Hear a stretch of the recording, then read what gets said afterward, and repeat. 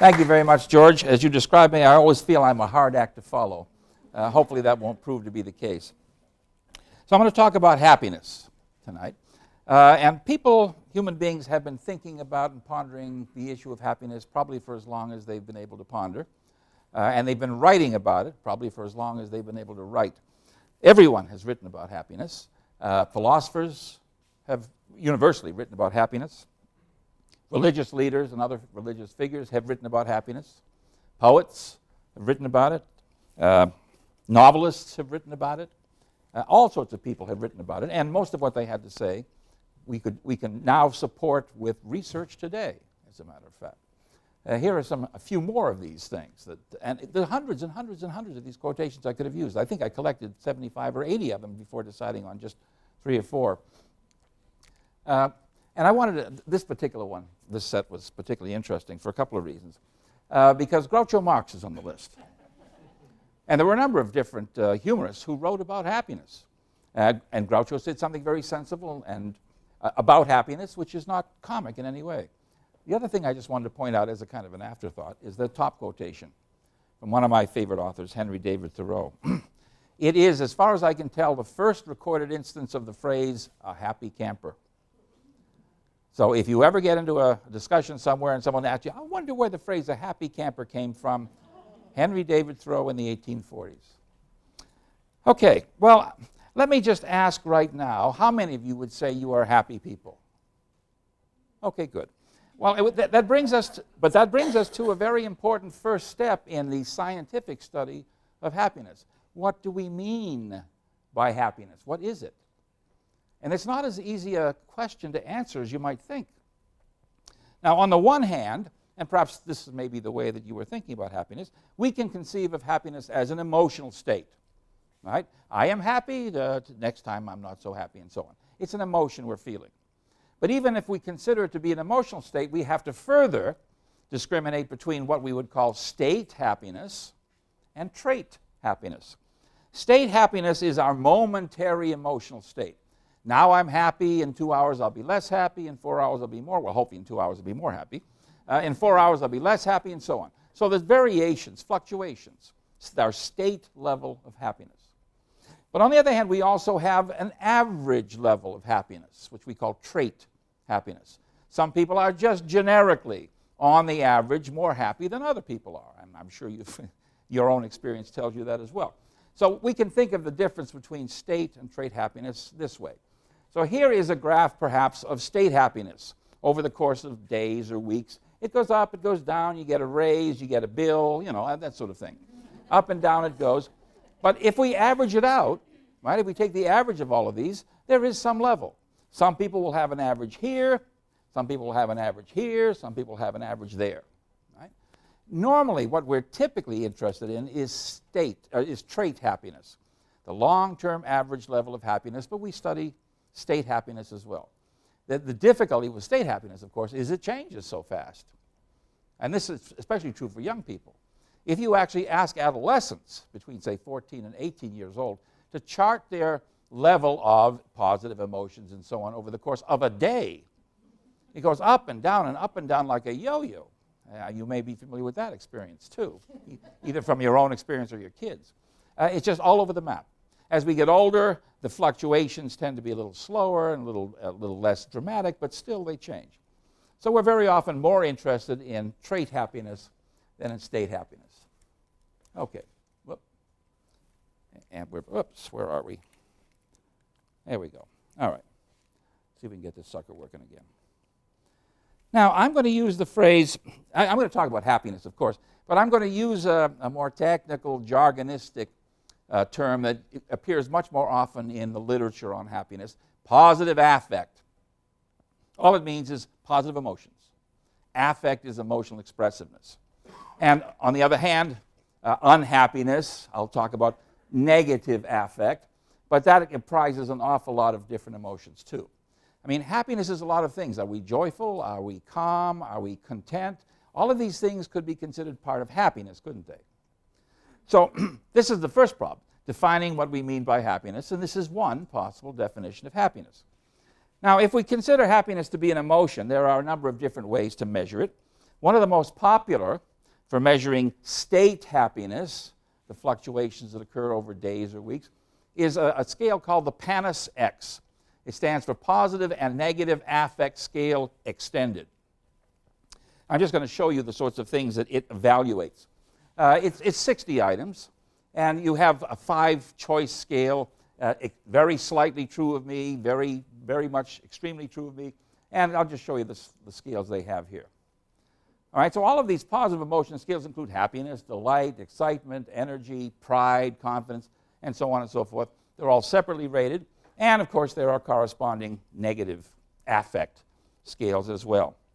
Now, one of the things we have to keep in mind, because it's not something we normally would believe, is you might think, well, okay, positive affect is just the opposite end of a scale with negative affect, right? Positive affect here, negative affect there, and you're somewhere along this scale. No. That's not what our research tells us.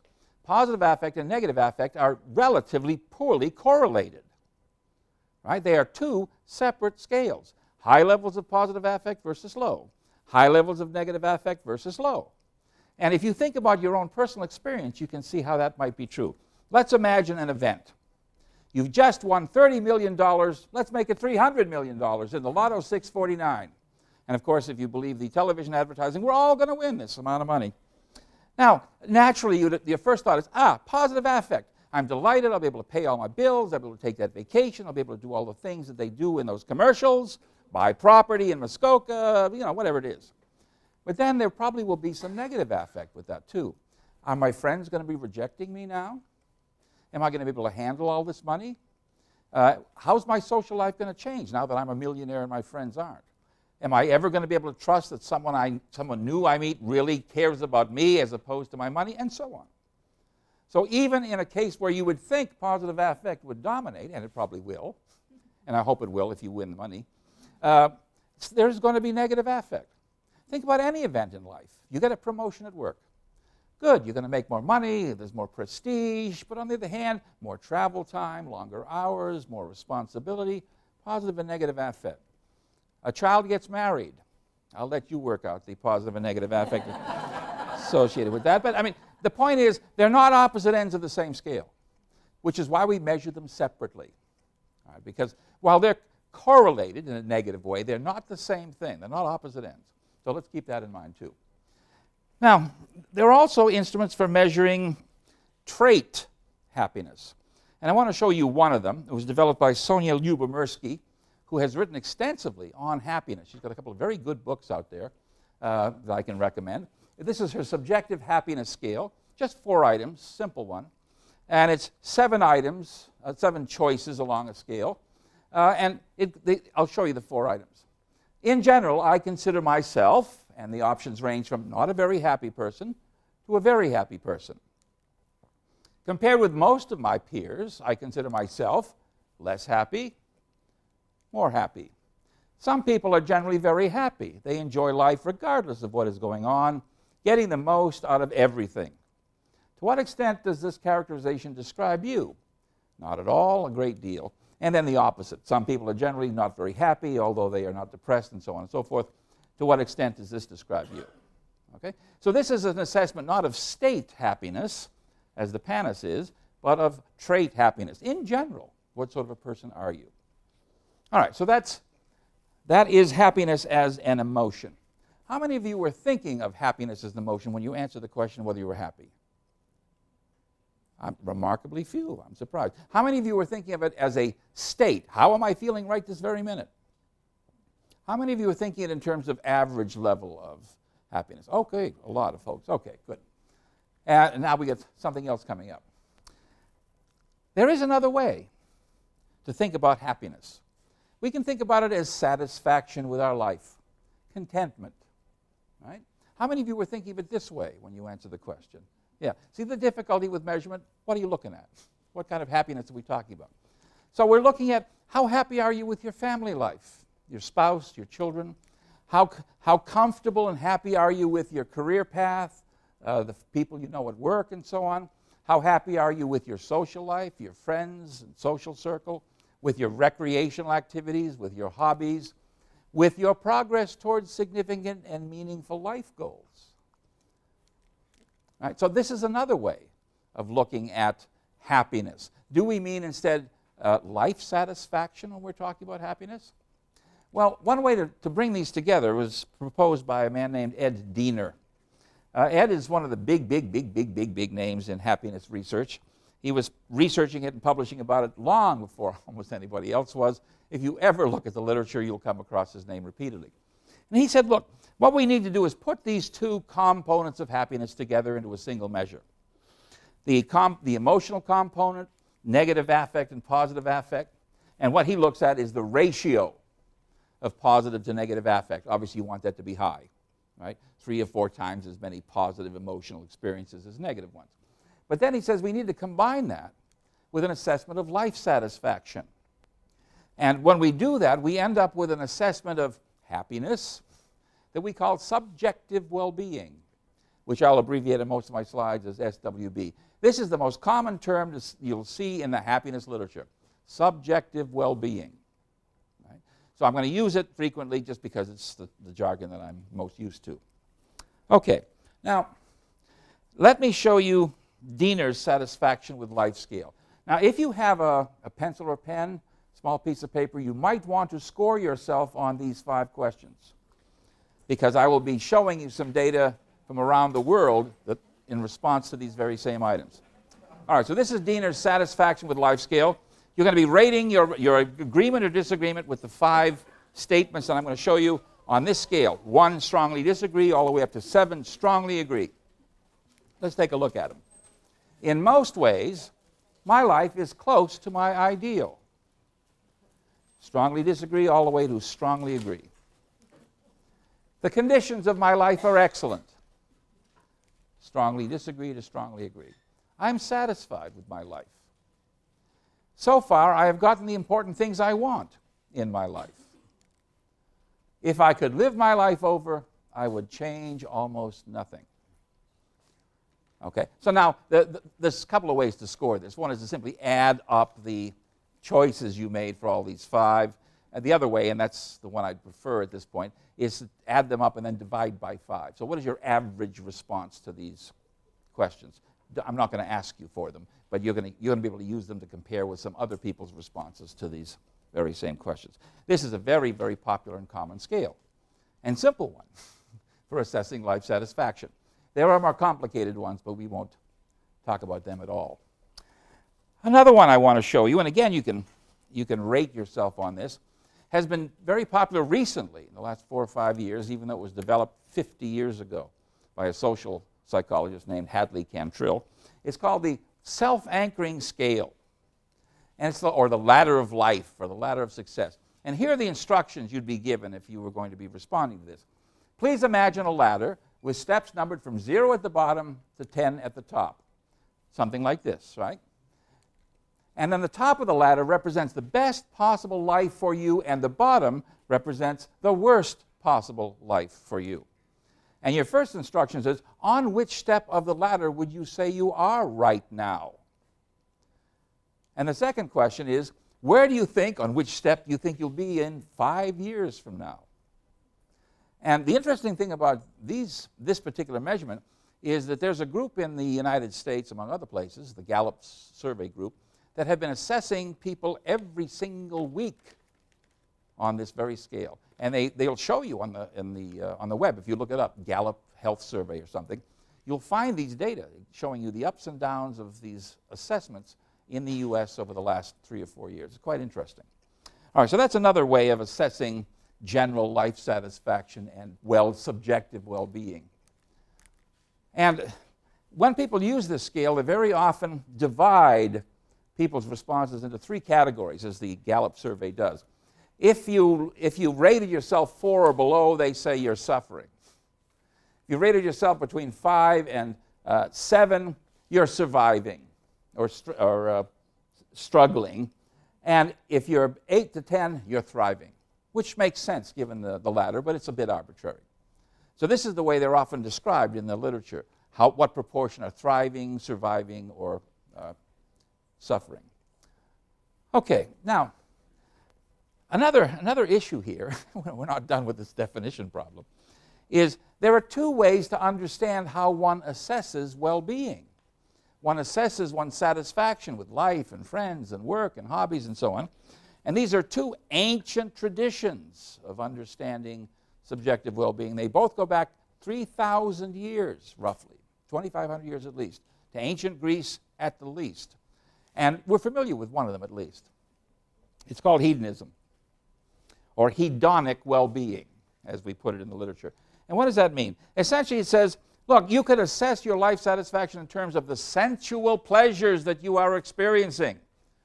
Life is good. I have lots of good stuff to eat and drink and blah, blah, blah. And, of course, there are a lot of quotations that reflect this particular orientation towards life. Wine, women, and song, eat, drink, and be merry, and from my own 60s, sex, drugs, and rock and roll. It's really the same notion. It's about sensory, sensual pleasures, hedonic well-being. But there's another way to understand or interpret or respond to questions about life satisfaction, and it also has a Greek name, eudaimonic well-being. And it reflects our concern with leading a good life. Aristotle talked about this endlessly. A good, virtuous life. It stresses the importance of personal goals, personal meaning, having a purpose, a sense of purpose in life, and it is often other-directed. Concern for others, our society, our friends, our city, whatever, rather than being narrowly focused on me, and what I want. So hedonic and eudaimonic well-being. I'm going to talk a bit about the differences between these two in terms of life outcomes much later on. But I just wanted you to be aware that these are two different ways of understanding what life satisfaction or subjective well-being means. Now I want to return now to positive affect, right? And what I want to look at is, what good is it? Why would we want to cultivate positive affect? Why do we want to be happy? What good is being happy, right? There's an extensive literature on this, about positive affect. Two women in particular, who've done a lot of research on this. Alice Eisen, she was at Cornell, I think she's now retired, and her student, Barbara Fredrickson, who's still very active at the University of North Carolina in Chapel Hill. And they did a lot of research using induced positive and negative affect. Very cute stuff. What they did was this. They would bring their participants or subjects into the laboratory, and one group would see a little video clip, 5-10 minutes, that was depressing. Another group would see a 5 or 10 minute video clip that was, fun, enjoyable, made you happy, heartwarming, that sort of thing. And a third group might see either nothing or some sort of neutral video. So what they were doing was inducing either positive affect in the group that saw the happy video or negative affect in the group that saw the unhappy video. And they were able to verify with various measures that they had done that. The positive affect group did indeed report being happier and so on. And then they looked at their performance on a number of different tasks as a function of what kind of affect that had just been induced in them. And what they found was, if you look at the positive affect group, what positive affect does, among other things, is it gives you greater access to positive memories. You're more likely to remember positive things if you're in a positive mood. You're more likely to remember negative things, of course, if you're in a negative mood.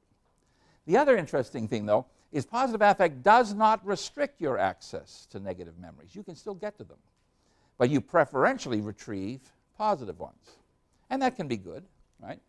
But the other thing it does is it changes the way you approach the world and think about things. It promotes greater flexibility in your thinking. It promotes new thoughts, new ideas, new associations in your thinking.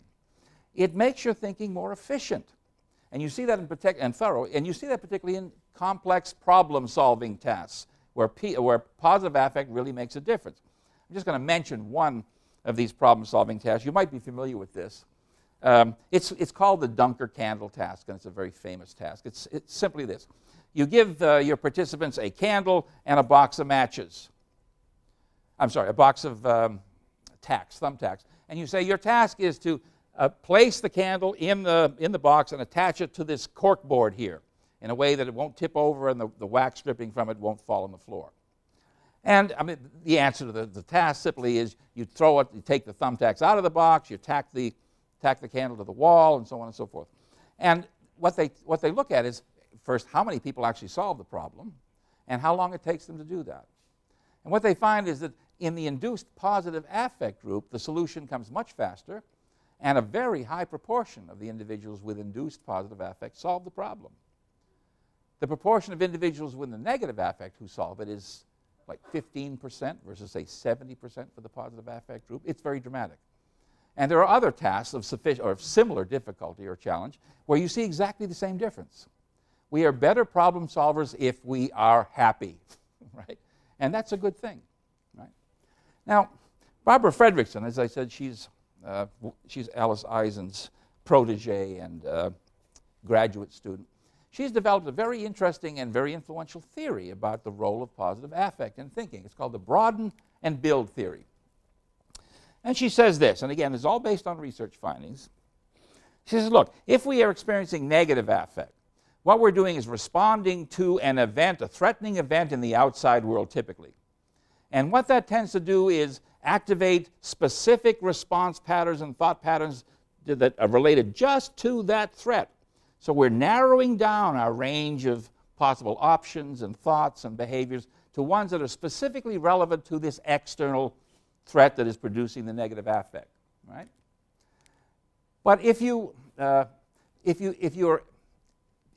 positive affect, then the opposite happens. What happens is your thought processes broaden out.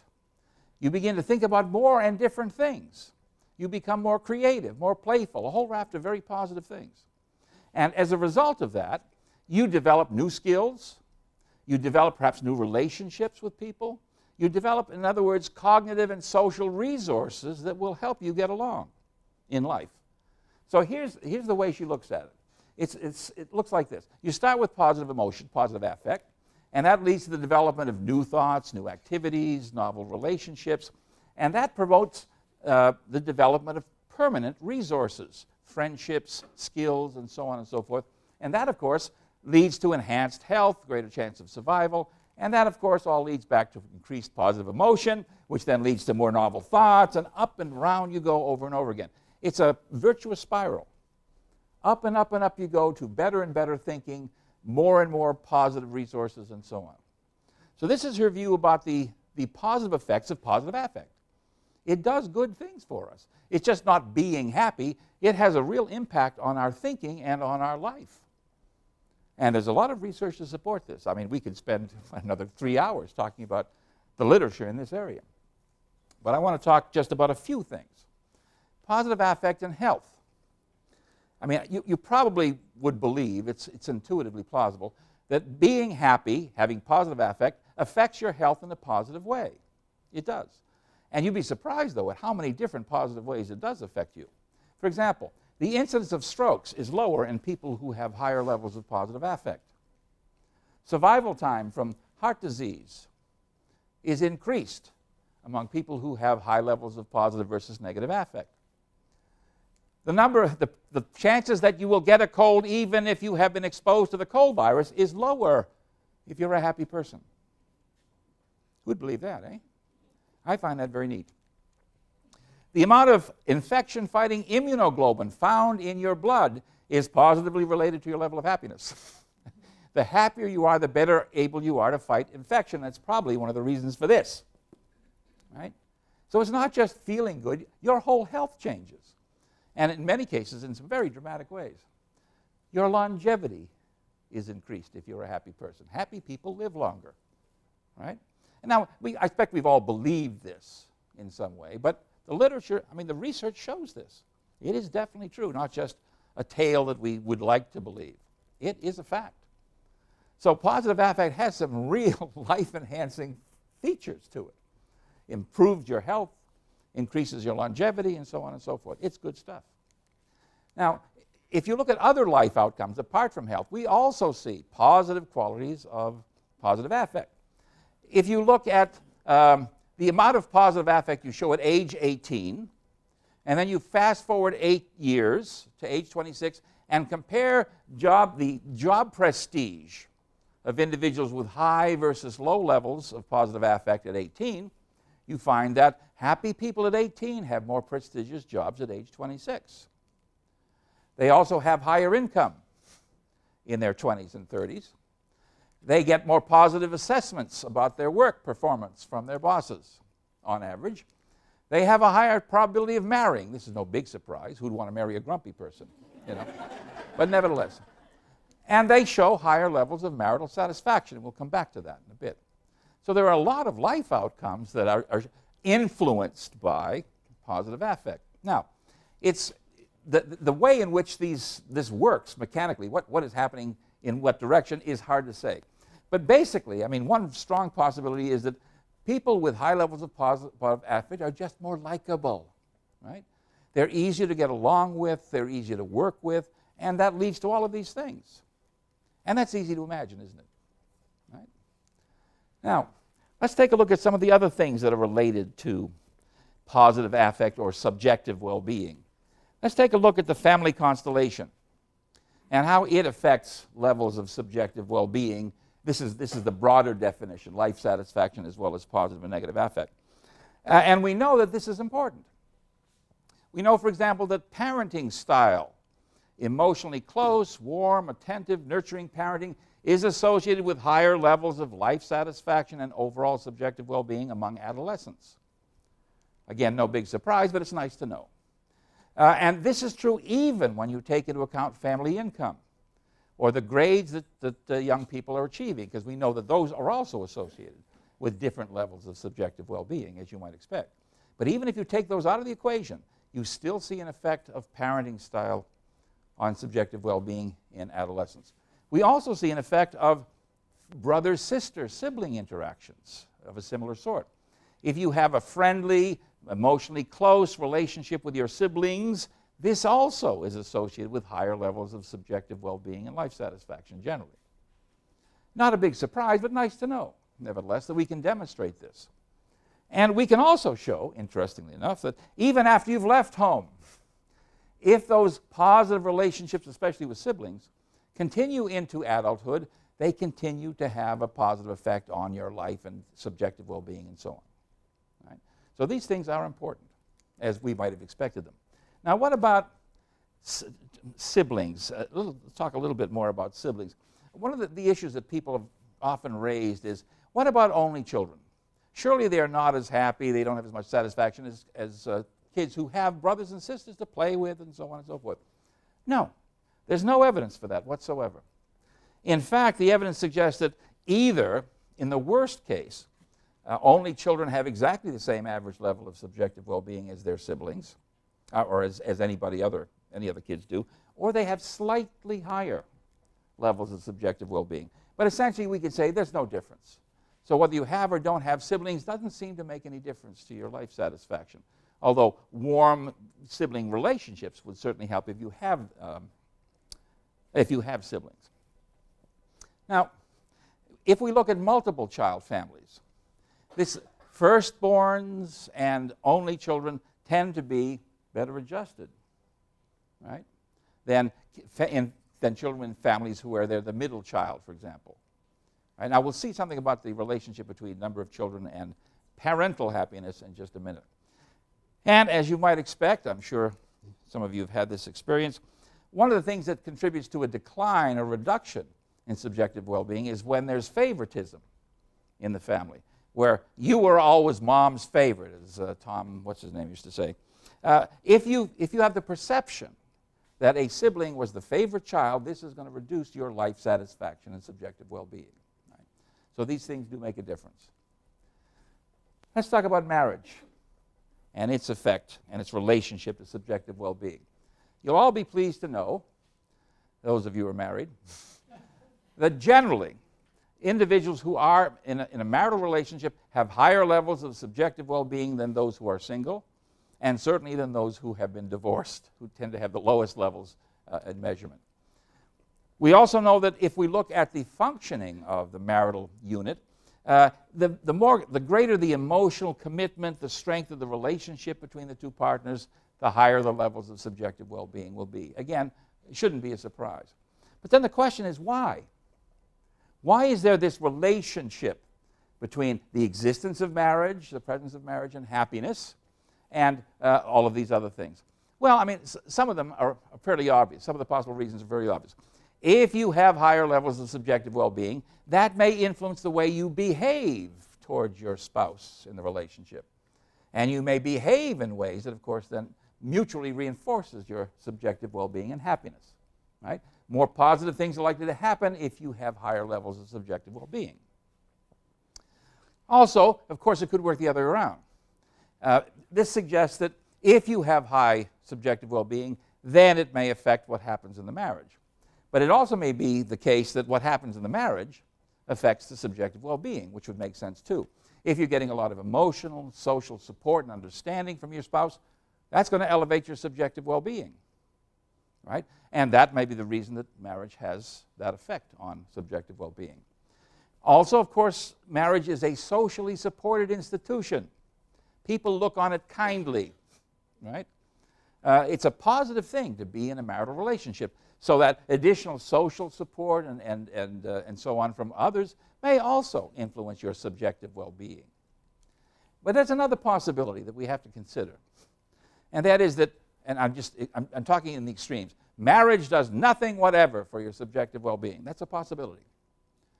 Instead, it may be that people who have higher subjective well-being already are simply more likely to get married, right? So it's not that marriage makes people happier, it's that happier people are more likely to get married. And in fact, there's some evidence for that. It's a study done about 8 years ago now in Germany, 30,000 German couples. And they looked at the relationship between subjective well-being before marriage and during and in some cases after marriage. And what they found was that the individuals who were married tended to have had higher subjective well-being long before they were married, suggesting it wasn't that marriage raised their subjective well-being. It's more that their high levels of subjective well-being made them more attractive partners and therefore more likely to get married. Happy people are simply more easier to deal with. It's probably the same reason that we find higher levels of income and job evaluation among those with higher levels of subjective well-being. You like these people better. So not only are you going to hire them and promote them, you're going to marry them too. So these things seem to be happening. Let's take a look at the relationship between number of children and subjective well-being. This is an interesting question, especially in view of some of the programs on television, 95 and Counting or whatever that show is, and Kate plus 82, or I lose track of these things.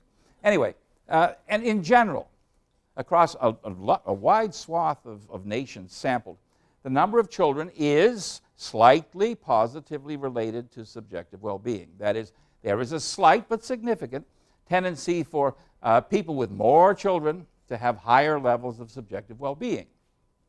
Now, the problem with this study is they didn't, at the bottom end, right, the 0 children group, which was not insubstantial, they didn't distinguish 2 possible reasons for not having kids. One, you wanted them but couldn't have them for some reason, or you didn't want them. You're childless by choice. Does that make a difference in terms of the relationship between number of children and subjective well-being? Well, it seems as though if you're childless by choice, it doesn't affect your subjective well-being in any negative way. And again, we have the issue of what's the causal direction here of the effect. Is it that having a lot of children makes you happier? Or is it that happier people tend to have more kids? We don't know. This we can't tease out because, of course, we haven't followed these people from before they had children right through any number of kids they had. So we don't know what their subjective well-being status was before this study began.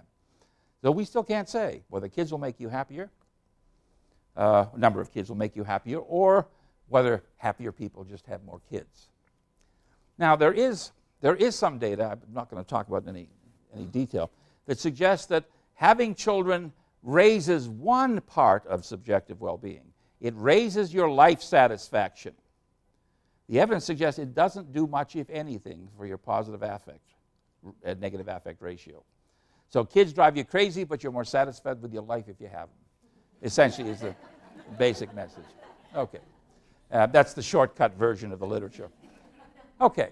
Now I want to move to a very tendentious and fascinating topic that many people have have wrestled over. What's the relationship between wealth and happiness? Will money really buy you happiness? Well, if you believe the anecdotal stories, right, and we'll start with the Bible.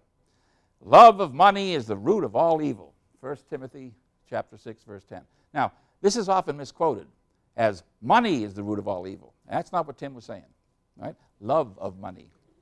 Love of money is the root of all evil. And in fact, we'll see some evidence for this. And again, Mark and Luke, and Matthew, Mark, and Luke all say it's easier for a camel to pass through the eye of a needle than it is for a rich man to enter the kingdom of heaven, and so on. And then Lennon and McCartney chime in several centuries later with money can't buy you love. But then Groucho Marx says, while money can't buy happiness, it certainly lets you choose your own form of misery. Which I thought was another wise comment from Groucho. Anyway, so where do we stand today in terms of answering the question, does money make you happier? Well, we have to go back about 30 plus years, back to 1974 in the work of Richard Easterlin, an economist I think he was. And he presented data which he described as the Easterlin, well, he didn't describe it, somebody else described it as the Easterlin Paradox. And what did he find? He was looking at two kinds of data. He was looking at within countries, say within Canada, what is the relationship between subjective well-being, however you measure it, and income? Are people who have higher incomes happier than people who have lower incomes? But he was also looking across countries. He was looking at average income between countries. Are people in countries that have a high average income happier than people in countries that have a low average income? Are people in Haiti actually unhappier than people in Canada? Would be a typical kind of question, because in Haiti they have a much lower average income. Well, he found two things which were paradoxical. He said within countries, yes, there is a relationship between wealth, the income if you like, and happiness, such that wealthier people within a country tend to be happier than people who in that same country who aren't as wealthy. So there's one thing. But then he looked at the data between countries, and he found no relationship between average income in a country and the average happiness in that country. So to take my example, and I don't know whether this is actually true in his data, people in Haiti, despite their very low levels of average income, are not any happier or any less happy than people in, say, Sweden or Denmark or Canada, despite our much higher average income. So this is the paradox. How can that be true? How can it be true that there is a relationship with income within a country, but not between countries? And he also presented data showing that countries that had shown dramatic growth in average income did not show dramatic increases in happiness over that same time period. So people fussed and argued about this for 30 years or so. They're still fussing and arguing about it now. And people suggest, well, there's two possible reasons for this at least. One is called the hedonic treadmill hypothesis. And it says that we never stray far from our average level of happiness. So we win $30 million in the lottery, and our happiness goes up for a period of 6 months, a year, 2 years, 3 years, but then it slowly comes back down to where it's always been. We suffer a disease, we lose a loved one, our happiness drops for a year or 2 or 3, but then it climbs back up to where it's always been. So we adapt to any changes in income and other sorts of status, so that we always end up returning roughly to that baseline trait level of happiness. The hedonic treadmill. Buying, well, think about it. You buy a new pair of shoes or a new computer, and for a couple of weeks, oh boy. But then 6 months later, it hasn't done much for you anymore. That's exactly what he's talking about. So that's the hedonic treadmill. The other possibility, and these two things could be true simultaneously, of course, is that when we're judging our happiness based on income, we're doing so in a comparative way. We're not just saying, oh, I'll be really happy with $100,000. We're saying, I'll be happy with $100,000 as long as the guy beside me isn't making $200,000. Right? I'll be happy as long as my neighbor's making $50,000 and I'm making $100,000, but not so much if he's making $200,000. So there's this comparison function, it was argued. And so as long as everybody's income is rising, you're making the same comparison. So your income is doubled, your neighbor's income is doubled, nothing has changed. Yes, you got more stuff, but you're no better off relative to your neighbors with whom you're comparing yourself than you were before. So that's another possibility. So the Easterlin Paradox survived for 30 plus years, and then we began just recently, I mean with the last 3 or 4 years, to get new data. One of the complaints about the data that Easterlin drew on, and several other studies that followed him and supported his basic findings, were that they were incomplete, they weren't the best possible data. It was a weak data set, was the argument. And so recently, as much more data has become available, because many more countries are actually asking their citizens about their subjective well-being. There's a project going in the UN to get all countries to assess subjective well-being, because all we've really been doing for years is asking, how much money are you making? Have you got clean water? And so on. That's all very nice, but if it doesn't make you happy, who cares? So they've been asking about subjective well-being, and more people are being asked.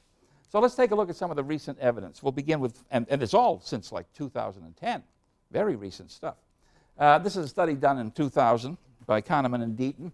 And again, a huge, huge data set. They're looking at 450,000 responses to the Gallup Healthways Well-Being Index. This is the one that uses that Cantril ladder that I showed you earlier. It's a daily survey of 1,000 U.S. residents. And what did they find? Well, they find that life satisfaction, not the emotional component, life satisfaction rises with log income. That is, so essentially going from $1,000 to $2,000 raises your subjective well-being the same amount as going from $10,000 to $20,000.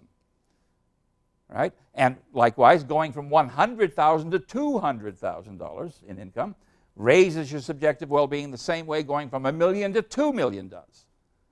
So it's a ratio function, essentially. So that means if you looked at the line between real income and happiness, it kind of falls over like this. So the more income you make, the less of an increment in subjective well-being it produces for you. You've really got to add a whole lot more. Okay, so that's one thing. And now here's the other interesting one. Positive affect also rises with log income in the same way, but only until you reach about $75,000 of income. After that, it levels off. You're not going to be any happier. Your life satisfaction will continue to go up as your income does, but your positive affect is not probably going to go up. So their conclusion, we conclude that high income buys life satisfaction, but not happiness. And that low income is associated both with low life evaluation and low levels of emotional well-being. So low positive affect and low life satisfaction. That's no big surprise. The big surprise is that increasing income only affects your affect up to about $75,000, and after that, there doesn't seem to be much of an effect. Now, let's take a look at another study or two. This is one done by Sachs, Stevenson, and Wolbers, 2012, and they were looking at data from 2010 from 122 countries, again using Cantril's ladder of life that I showed you, and they didn't measure positive affect, right? So they're going to find something different than the previous study did because they were measuring positive affect. And here's what it looked like. This is a graph of life satisfaction as a function of gross domestic product per capita, so average income. And notice it's a log scale, 1/2 to 1, then we double to 2, double to 4, double to 8, double to 16. It's not a linear scale. And so in log coordinates, it is linear. Now you might very well ask, where are we on this scale? Here we are. Now remember that on 7 point, this is the ladder scale, so the top rung is 10. 7.5 for Canada. Way, way up there. Just about the highest point, as a matter of fact, on this scale. Where is our big neighbor to the south? A little lower. 7.2. We are more satisfied with our life than the Americans are. Take that. Okay, so that's what they found. And then they looked at within countries just to make sure that this followed. I don't think they had Canada in here. You can imagine what a mess it would be. But anyway, what they were able to show was, again, within countries, and of course Easterlin had found this, average income or subjective well-being does rise with average income, at least on a log scale. So they were able to suggest that both things were true, that the paradox was not there.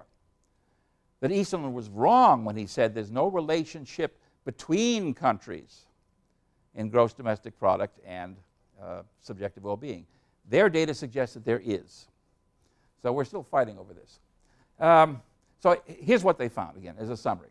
Life satisfaction rises linearly with log per capita gross domestic product between countries. This was Easterlin's paradox refuted. Easterlin didn't find this. It also rises linearly with per capita income within countries, which is what Easterlin had found in 1974. Now, the other interesting points they make is there is no income level, they said, at which life satisfaction is not continually increasing. There's no point where it stops growing. You never get satiated in terms of life satisfaction. Remember, they didn't measure positive affect. Right? The previous study said positive affect levels off at about $75,000. You're no happier, but you're more satisfied. And they're saying essentially the same thing, right? Because they're not looking at positive affect. And they were able to demonstrate of the data that economic growth in countries increases life satisfaction because, of course, relative income goes up. Now, here's the interesting thing. They were looking at a lot of countries in which that relationship held. One country in which it did not hold was our neighbor to the south. The USA stands out as a country where this is not true, where average income increases do not change. For example, they point out that the gross domestic product of the US has doubled between 1974, say, and 2010, whereas life satisfaction has gone up just a tiny bit, if at all. People, are, despite being much wealthier in terms of purchasing power, are not more satisfied with their life in the US, right? And, oh, so I have those data here. And so the question is, why is that? Why is that? Well, one possibility that has been raised, and of course it showed up in the US presidential campaign last year, was that the gains in income have not been equally distributed across the population in the US. As you probably heard the statistic over and over again, the top 1% made virtually all of the gains in income. Everybody else was staying stagnant or decreasing. Well, so then it's no surprise that there wouldn't be any big change in life satisfaction because most of the people responding to that survey would not have gained in income. So maybe that's it. We can't say yet, but that's one strong possibility.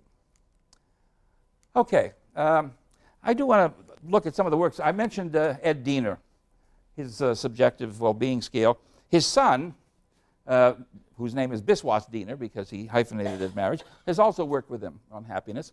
And they've looked all around the world, many, many different countries. And again, they found the same sorts of things that Easterlin found. Blah, blah, blah. Okay, well, we'll skip most of those. Now, here's the one thing I want to point out here. Remember that biblical saying, love of money is the root of all evil. Well, maybe it is and maybe it isn't, but love of money makes you less happy than the things themselves. If you care about material things, you are going to be less satisfied with your life and less happy than people who care about something else, and we'll talk about that in just a bit. Okay, now, let's take a look at some of the studies that Diener and Biswas Diener did, because it's interesting. They looked at an enormous range of people. They were looking at the homeless in Calcutta, India. You can imagine what kind of conditions they live in. And yet they found them to have positive subjective well-being on their 7-point scale. It was above 4. I mean, how could you live in those conditions possibly have above average subjective well-being? But they did. And they also compared life satisfaction in Calcutta to the U.S. homeless. And in the U.S., life satisfaction among the homeless was negative. In Calcutta, it was positive. So there are cultural differences here. Maybe there's some comparison going on. If you live in the slums of Calcutta, you may not be all that much worse off than the people who live just outside the slums. If you're living homeless in Los Angeles or New York, you probably are much worse off than someone who lives on the street next to you, right? Maybe that's it. We don't know. Okay, well, we'll leave that alone. Now, you remember I asked you to, if you wanted to keep track of your responses to Diener's subjective scale, how satisfied you were with your life. And I asked you to total up your responses, divide by 5, right, to get the average. I'm going to show you the average scores of a number of different groups. You compare yourself. Here is a sample of the richest Americans drawn from the Forbes 400 list. Average life satisfaction, 5.8. Remember, 4 is average, 7 is the top here, because it's a 7-point scale. What's the next? Well, remarkably, it's the cattle herders, the Maasai cattle herders in Kenya, who have very little apart from their cattle. And yet they come in just below the richest 400 people in North America. Unbelievable, 5.4, still well above the 4-point midpoint. The Amish farmers in Pennsylvania come in at 5.1. Illinois University students at Dieners at the University of Illinois, 4.7. They're not quite as happy as the Kenyan Maasai.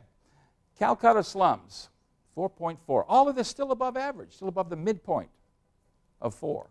Now we finally get to people who are below 4.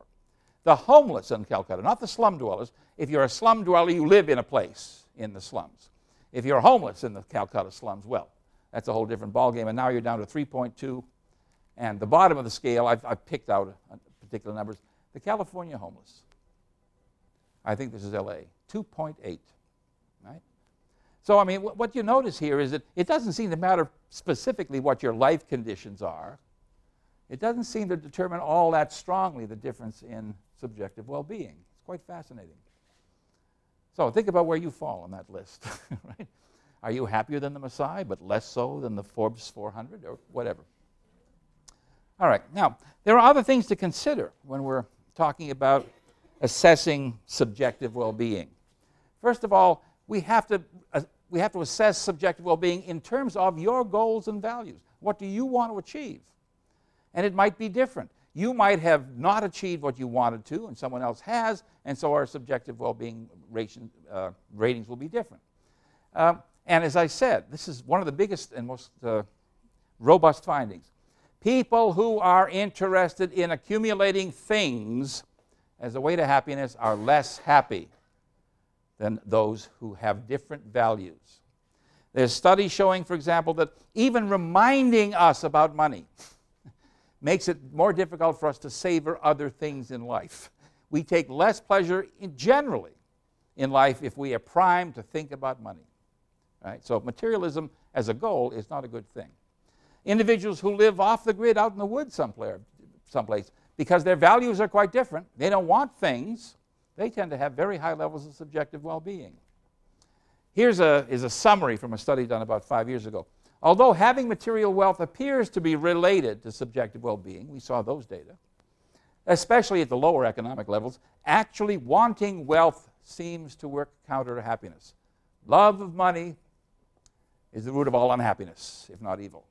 So excessive materialism is associated with lower subjective well-being. And the acquisition of material objects generally does not create lasting happiness. Money can't buy you love or happiness, it appears, at least not long term. And we have to consider differences in cultures. The big difference that people have studied extensively is between individualistic cultures like Iran, where we emphasize the role of the individual person, initiative, self-starting, personal achievement, and so on, and collectivist cultures like those in Japan, China, to a lesser extent Korea, where they emphasize your role on the team, in the group, your contribution to general welfare, and so on and so forth. They emphasize your relatedness to others, not the way you stand out from the crowd. And if you, again, so what you see when you ask people in different cultures what makes them happy, what a happy life would be. In the West, what you typically get is, I make a lot of money, I become famous, I have a good job, you know, the sort of things that involve personal achievement, the ability to make things happen for yourself. When people from the East respond to these questions, they talk about group goals. They talk about social needs. They talk about fitting in and being liked by and accepted by their neighbors and so on. It's about the group, hence the name collectivist cultures. It's not about you as a person. There's a saying somewhere in the East that the nail that stands out gets hammered down, right? It's a very different sort of thing than the way we think about it in the West, isn't it? Because we're an individualist culture. we thrive on individual achievement. There was a study actually, I'll just put this up quickly. So essentially what they found is that, again, when you ask individuals in these different collectivist versus individualist cultures about happiness, you see, first of all, that individuals in collectivist cultures are less likely to think about the emotional side of happiness. They're more likely to focus on the life satisfaction side, which they're going to tie into their relatedness to others, not to their personal achievement. So there's a much weaker correlation between positive affect, negative affect ratios and overall happiness, overall subjective well-being in collectivist cultures than there is in individualist cultures. Right? I think I'll just skip by this because it's the same thing essentially. Now, other factors that might be involved in happiness. How is our level of happiness get set? Now, we talked about, especially trait happiness is what we're talking about. And people have looked at the various components that go into giving us the level of trait happiness or subjective well-being that we have. And the data suggests that an awful lot of this is based on inheritance. Some people are born tending to be happier than others. If you've had multiple kids, you know this, right? You've got a kid who's happy and friendly all the time, smiling most of the time, then you've got Grumpy Gus. Child number 3 who's never happy about anything. And those difference levels, while they will even out as children grow older, probably never disappear, right? One child is just generically and genetically a happier kid and going to be a happier adult than the other child. And you've probably seen that among your friends and certainly your kids. So there's nothing you can do about that, really. I mean, there are some things, but we won't get into that because it's a more complicated genetics issue. Now, of course, another big factor, well, it's relatively small compared to genetics, is your circumstances. Have you got a good job? Are you in a stable relationship? All the sorts of life circumstances that contribute, good family relations, all of this stuff. All of this contributes, health. All of this contributes, of course, to your level of subjective well-being. But then there's this. 40+% of our level of happiness can be shaped by us. Things we do, practices that we engage in can make us happier, more life satisfied, and so on. There are things we can do. This is not, I got to sit back and take what I got. No. You can do something. We can all do something. This is the really important message from this literature. I want to talk about the things we can do. Now, people ask often, I get this question in my positive psychology course, are there secrets to living a happy, satisfied life? My answer is always the same. No. There are no secrets to living a happy life. Not that there aren't things you can do, but they're not a secret. People have been talking about how to lead a happy life for 2,500 years, and they've all said the same things. Every generation, people write new help books. They all say the same thing, exactly the same thing. Pick up any self-help book in the bookstore. You'll read these things very shortly. It's all the same. We've always known how to do this. We just forget. Or we can't make it happen. I'll do it tomorrow, Anyway, so let's take a look at some of the things you can do. One of the things that we know contributes to life satisfaction and subjective well-being is pursuing important life goals. You've got to be going somewhere. And again, every self-help book will tell you this. Set a goal. Set the steps you want to achieve to get there. Einstein said it too, among other people. If you want to live a happy life, tie it to a goal, not to people or things. Right? And a more modern 2008 quotation from a fellow named King, goal pursuit may lead to a happier life, but it also keeps life affectively, emotionally interesting. By fostering a rich, nuanced emotional life that is also coherent and comprehensible, that's the goal, goals keep the positive possible and interesting. The conclusion here, for those who want to enhance subjective well-being, is to strive mightily for goals that you value. My favorite sentence is the last one. You might get lucky and fail now and again, which will only make success all the sweeter. Okay, here's another one. Physical activity. Lord knows there's been all kinds of literature about the positive effects, not just on health, but on happiness, on everything, of being physically active. It's remarkable, right? And I think more and more people are aware of this. It is a very, very well-established relationship. Heart health, longevity, and positive affect. You feel better when you're physically active in all sorts of ways. Be social. One thing that is universally true of human beings is we are the most social of all animal species. We make bees and ants look like hermits in comparison to, seriously. I mean, the strangest person in an entire human community is someone who lives apart. Right? We don't do that. We do everything as much as possible together with other people. We are shaped, our sense of self is shaped, our sense of value is shaped by our relationships with others to a greater extent than any other species. Being social provides all kinds of emotional and other sorts of support that we can't get anywhere else. Right? One of the relationships that people have found, for example, is that people who attend church regularly are happier and healthier than those who don't. And you might think, God. Well, no. In this case, it appears social relationships. The community of the church is what provides those changes in subjective well-being and happiness. You go as much to be with others and to share the experience, in this case, of worship. Right? So, I mean, social effects are tremendously powerful. Do good. Another thing that we have learned from the literature and, of course, from all kinds of anecdotal evidence, if you help others, you feel better. You feel happier. There's nothing that gives you more pleasure than doing something for others. Right? It is dramatic. And again, lots and lots of literature that indicates this. Aristotle said it 2,500 years ago. It's just as true today. Volunteer in a soup kitchen, Habitat for Humanity, in the hospital, whatever it happens to be. If you are contributing to the welfare and well-being of others, you will feel good about yourself. It is better to give than to receive, eh? That's exactly right. Exactly right. Find positive meaning. This is something this is a kind of a mental habit that we can inculcate in ourselves. Look on the bright side of life. I mean, there's all kinds of songs and stories about how important this is. See the silver lining in the dark cloud and so on. Count your blessings. I remember express gratitude for the little things in life, right? Very important. And another manipulation that people have demonstrated to be powerful is imagine how you would be if you were at your best and work towards that.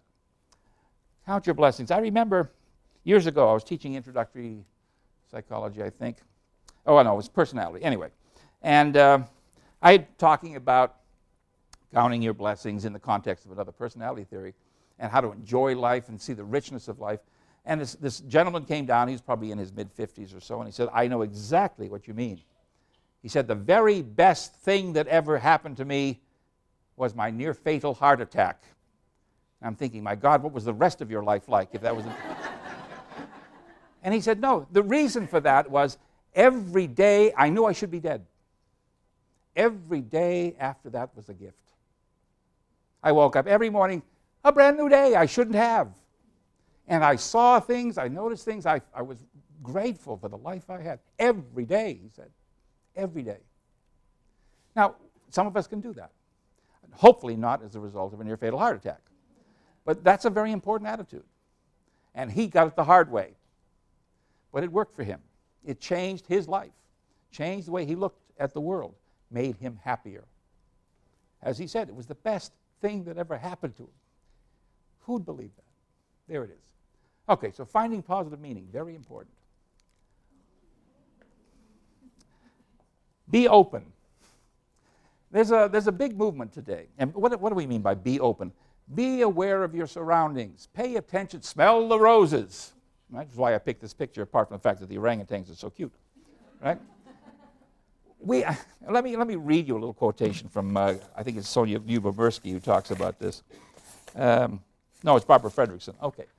She's talking about mindfulness. You may have heard about mindfulness. She says this. On a morning walk, for instance, rather than being lost in your ever-expanding mental to-do list, and how many of us have done that, You might practice being open to the colors of the leaves and the blooms, the call of the nearby birds, the smell of the wet grass, the feel of the cool morning air against your skin, and the presence of the earth through your feet. This is an approach to attention direction that is called mindfulness.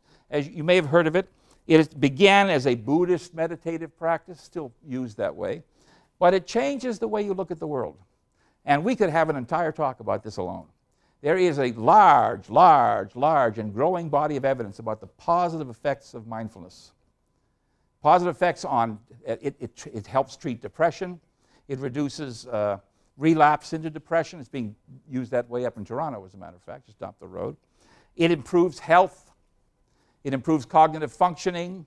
It does all kinds of extremely positive things in people all the way from primary school to old age. It is an extraordinarily powerful manipulation. People are now beginning to look at the neuroscience of mindfulness meditation. What is it doing to your brain? It is changing it. It is changing it in positive ways.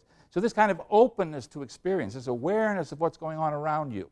And I walk across campus and I see so many kids, they're buried in their phones and they've got their earbuds in and they're listening to God knows what clanging noise.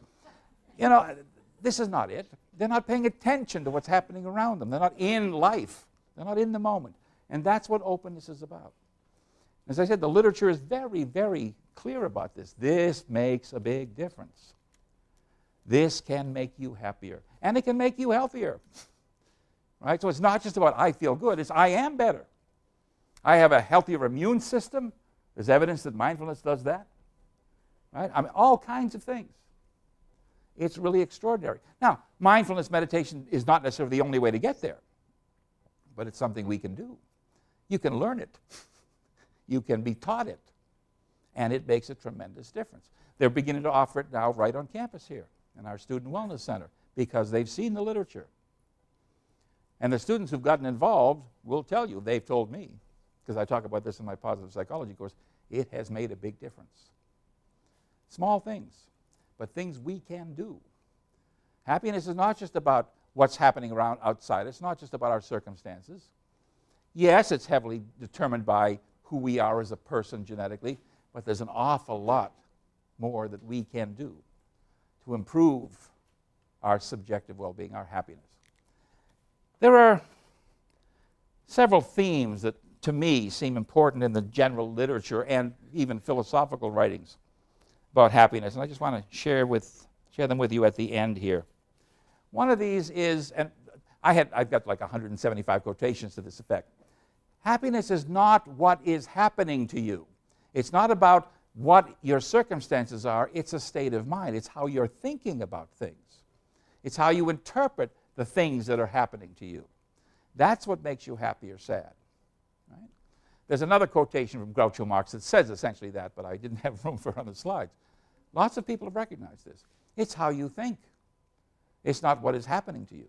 That's very important. So that means it's a habit of mind that you can cultivate in yourself. Things, again, like being grateful for the small favors of life, the small things in life. Right? All of those things. Now, a very, very important message, not only of the philosophical and poetical and other writings about happiness, but of the literature. The scientific study of happiness tells us happiness cannot be your goal. Right? Despite what the U.S. Declaration of Independence says, the pursuit of happiness. Forget that. What the literature says over and over and over again is you can't aim for happiness. It is a byproduct of things that you do along the way. Aim for some other goal. Building a school in Africa, helping the homeless in Hamilton, whatever it is. Happiness will come to you along that path. But you can't say, well, tomorrow at 3 o'clock we're going to become happy. You know, that's my goal. Can't do that. You know? It's a byproduct. It's something that's going to come to you as a result of things you choose to do. Right? They will make you happy. And again, and so many commentators have said exactly the same thing. The greatest happiness comes not from things we do for ourselves. It comes from things we do for others, for our children, for our friends, for our community, for our country, for who knows whom, the poor in Africa, whatever it is. Selflessness, and of course this is a great Buddhist teaching too, selflessness breeds the greatest amount of happiness. If you're not focused on yourself, if you're focused on others, somehow it improves your personal happiness and subjective well-being. Again, to give is better than to receive. And it's a psychological truth as well as a philosophical and perhaps a religious one. We can demonstrate that that is so in terms of its effects on us. So the message here, I think, is we can do things to make ourselves happier. And the really good news is the things we can do also make other people happier. They make a contribution. They're eudaimonic. Talked about the difference between hedonic and eudaimonic well-being. Eudaimonic well-being is better in the long run. Studies show this. Individuals who are focused on eudaimonic, other-directed, self-improvement kinds of goals actually have different forms of gene expression, if you can believe that. They have a form of gene expression that controls inflammatory responses, which is good for you. It's amazing. So essentially, this kind of subjective well-being, eudaimonic, actually changes your immune system. Unbelievable, right? Fascinating. But it's under our control. We can do this if we choose. Thank you very much.